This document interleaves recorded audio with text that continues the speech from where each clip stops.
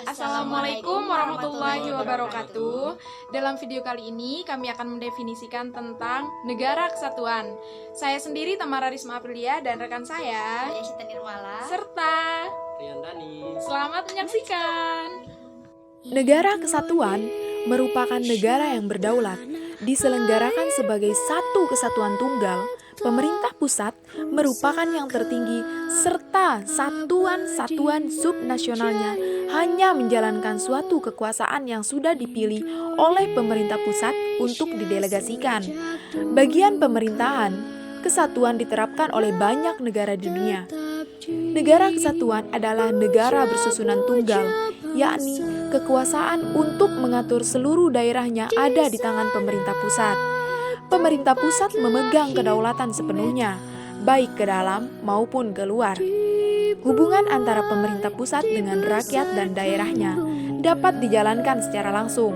Dalam negara kesatuan, hanya ada satu konstitusi, satu kepala negara, satu dewan menteri atau kabinet, dan satu parlemen. Demikian pula dengan pemerintahan, yaitu pemerintah pusatlah yang memegang wewenang tertinggi dalam segala aspek pemerintahan. Ciri utama negara kesatuan adalah supremasi parlemen pusat dan tiadanya badan-badan lain yang berdaulat. Negara kesatuan dapat dibedakan menjadi dua macam sistem, yaitu sentralisasi dan desentralisasi. Adapun sistem sentralisasi adalah bentuk negara di mana pemerintahan pusat memiliki kedaulatan penuh untuk menyelenggarakan urusan pemerintah dari pusat hingga daerah, termasuk segala hal yang menyangkut urusan pemerintahan daerah. Pemerintahan daerah hanya bersifat pasif dan menjalankan perintah dari pemerintah pusat. Singkatnya, pemerintah daerah hanya sebagai pelaksana belaka. Contohnya, negara yang menerapkannya adalah Jerman pada masa Hitler.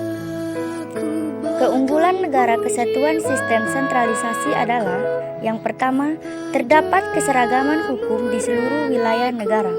Yang kedua, pemerintahan mengurus langsung semua urusan sampai ke daerah.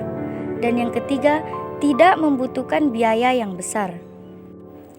Kelemahan negara kesatuan sistem sentralisasi adalah: yang pertama, bertumpuknya pekerjaan pemerintah pusat yang dapat menghambat proses pelaksanaan pembangunan.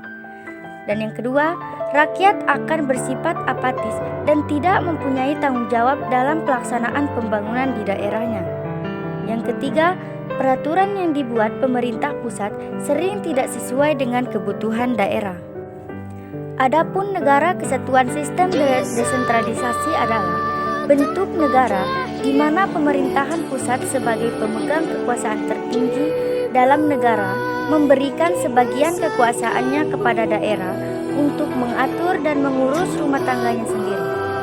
Keikutsertaan daerah untuk mengatur dan mengurus rumah tangganya sendiri disebut hak otonom.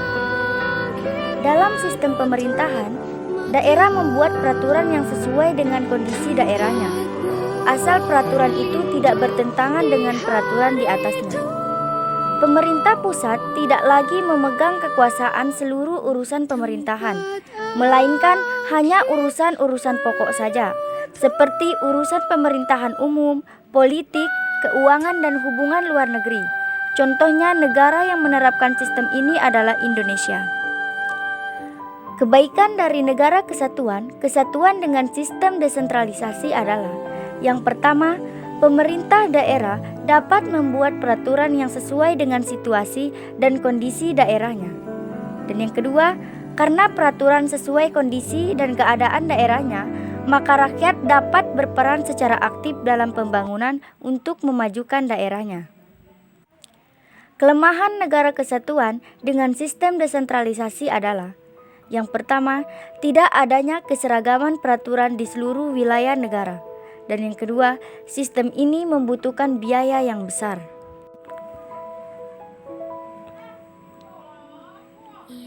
Adapun bentuk negara kesatuan. Bentuk negara kesatuan merupakan bentuk negara yang sederhana, tetapi dapat menghasilkan negara yang kuat karena hanya terdapat satu pemerintahan yang berdaulat ke dalam dan keluar. Sisi negatifnya, Dikhawatirkan bentuk negara ini menimbulkan pemusatan kekuasaan yang birokratis sehingga dapat menghambat kelancaran urusan pemerintah. Keburukan itu dapat dihilangkan apabila pelaksana kekuasaan negara memiliki kontrol yang tinggi terhadap diri sendiri atau moral dan ada kontrol dari rakyat melalui lembaga yang berwenang. Bentuk negara kesatuan memiliki ciri-ciri sebagai berikut. 1. Terdapat pemerintah pusat yang memiliki kedaulatan baik ke dalam maupun keluar. 2. Terdapat satu UUD yang berlaku untuk seluruh wilayah negara. 3. Terdapat satu kepala negara atau pemerintahan. 4. Terdapat satu badan perwakilan rakyat.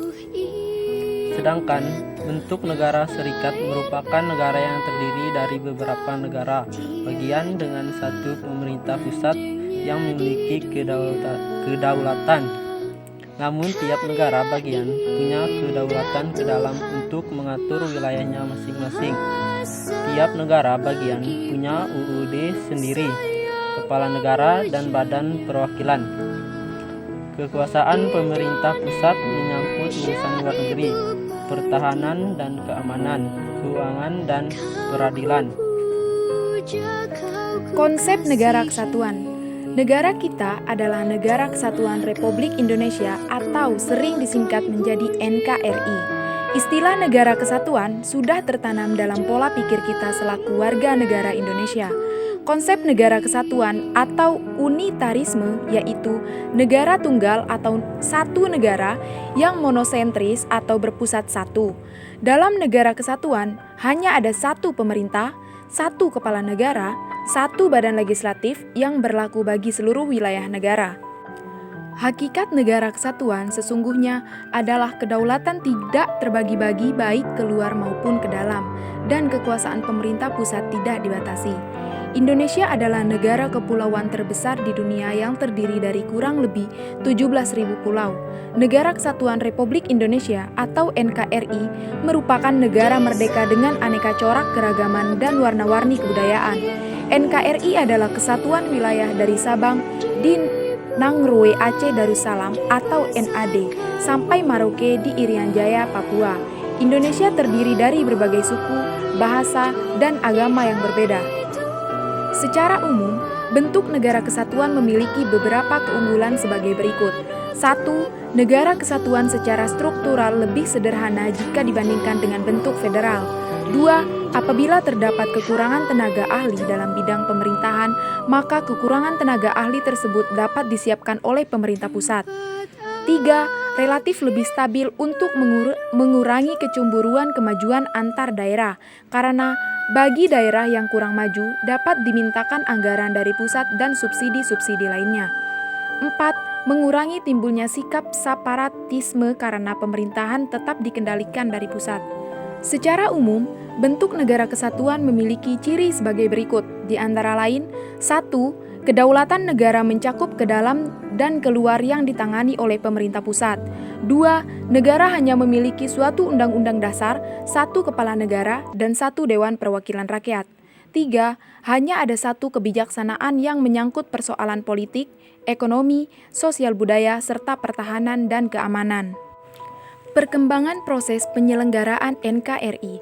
Proses penyelenggaraan negara dalam konteks NKRI mengalami dinamika yang sangat menarik untuk dikaji.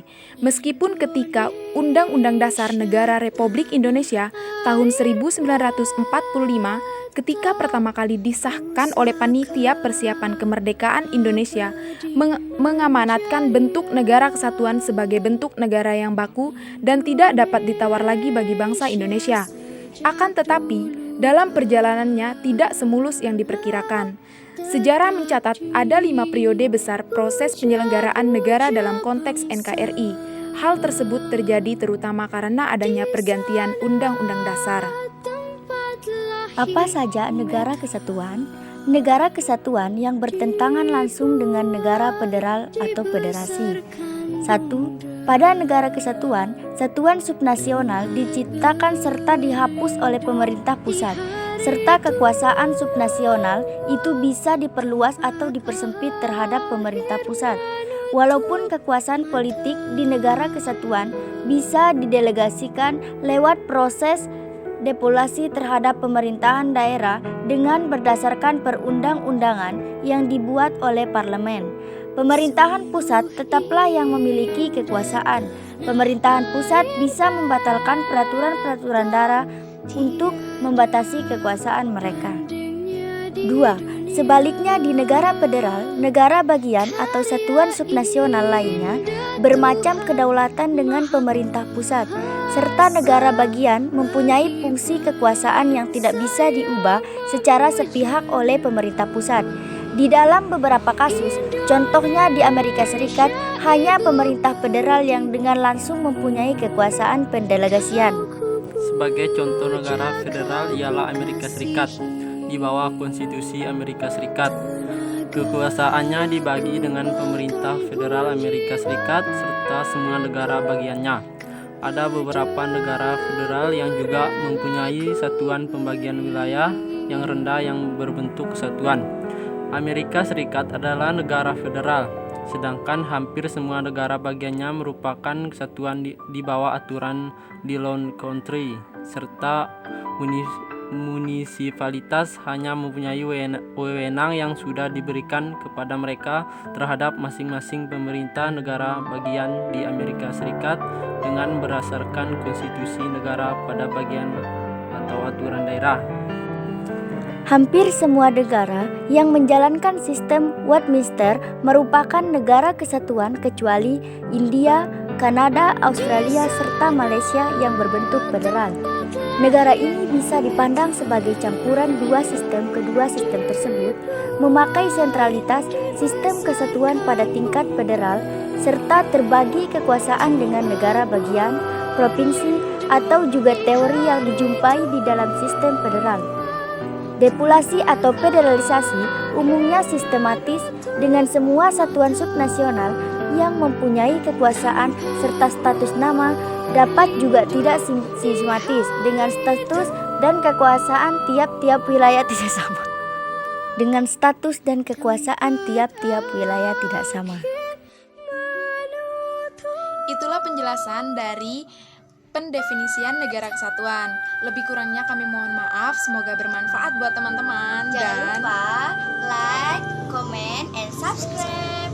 Wabillahi taufiq wal hidayah. Wassalamualaikum warahmatullahi wabarakatuh.